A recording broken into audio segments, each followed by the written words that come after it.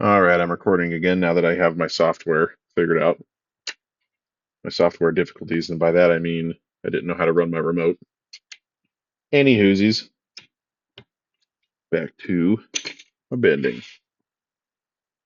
I might have to do some serious editing, or this is going to be the most boring thing in the world. I just went ahead and bent this the opposite way for some reason.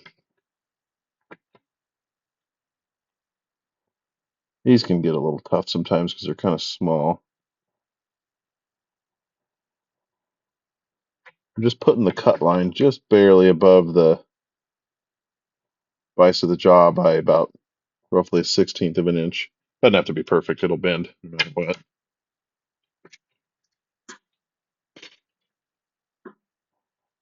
All right, you know what? Yeah, I'm just gonna keep going. Video might be a little long, but I have to fast forward. You can somewhat see what I'm doing here. I mean, it's simple enough. These are the gussets that go on the neck. So I'll lay them on top of the vise.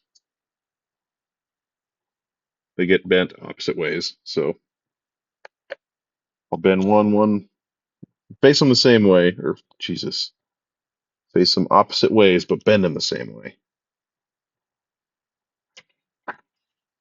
Sometimes the steel will crack here, but it just gets welded later, so it doesn't matter. I faced them opposite of each other. I already got it screwed up. What do I do here? There we go. Put this one in the vise facing the other way, but bend it the same way. And for anyone that's ordered a kit, you've already either found me on eBay or Facebook or whatever. Oh, did you hear that steel crack? If you have any questions at any part of this, I've done quite a few of these at this point, so it's second nature to me, and I designed it. All right, now to the angles. I'm just going to do one of each of these instead of going through all of them right this second. I put them in, grab it. Let's see. I'm going to bend these the other way because actually, that's the other ones. I just hit them with the pliers. This one I just kind of tap that end down. These small ones are easy. Once you get it out, sometimes you got to kind of work the steel around to get it to sit how you want, and then they just slide into the ramps. The longer ones, these I just kind of put right in the middle. Do one end at a time. Doesn't look super great right after you do it, but you can kind of work that back down after you bend it. Then you pull it out and push these back and forth. This gets sent through two pieces of frame, so it holds it in place. You just do a little bit of welding. All right. This is your outer hitch part. It gets bent the same as the other ones, so this is what you end up with. Oh my God. So I'll take some pliers, make that a 90. Make sure it looks fairly close on both sides. And just stick it back in the vise. I just put it right at the top and it just bends itself in. Crank the vise down to about where it's at 90. Sometimes you got to take the pliers, kind of work it around, make sure it's a decent 90. There's a decent amount of play with the jacks.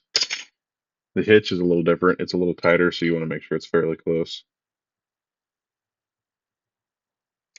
Especially if you're powder coating it. If you're not powder coating it, it's not as bad. But same thing, stick it in.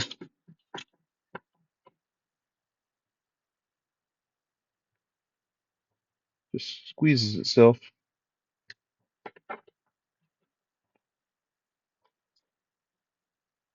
Takes pliers and like right now it's not very square. Just square it up. This one I don't squeeze super tight because I like to, this is the outer hitch part. I want to make sure there's going to be plenty of room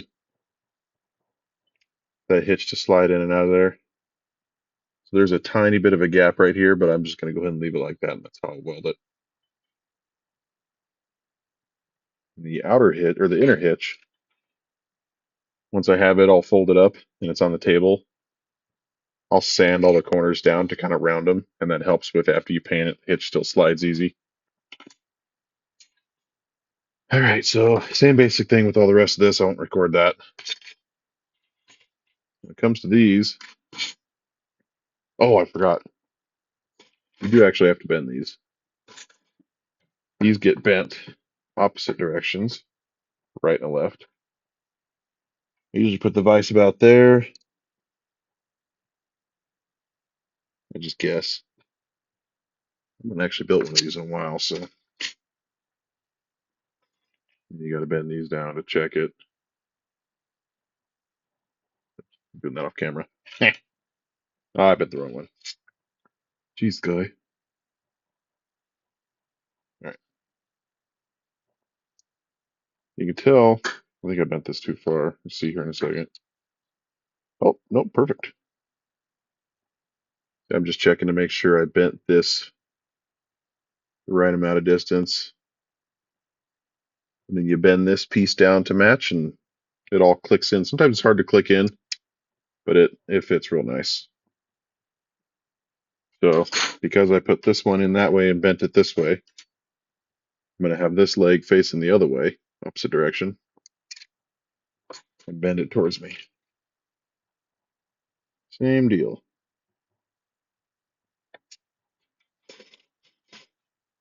Check it with my brain piece here. Oh, freaking professional YouTubers get good angles. Maybe I need the phone over me.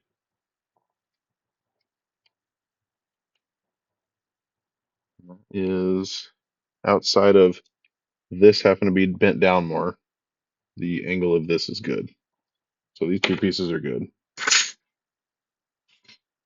Now bend these down, and I'll fine tune these at the table, fab table. This one, yeah, I already forgot which one I just checked. Anyway, this gets bent up here. You don't have to do this device, but that's just basically if you're storing stuff in here, whatever, it's gonna stay. Oh yeah, there's a tab right here that bends up too.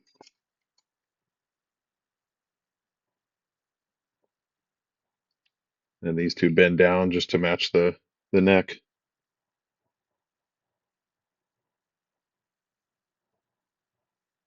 Oh yeah. And again, I'll fine tune that later when I'm actually building the trailer. I think that is it for the bench. I'm going to finish bending this stuff up and then go back to the fab table.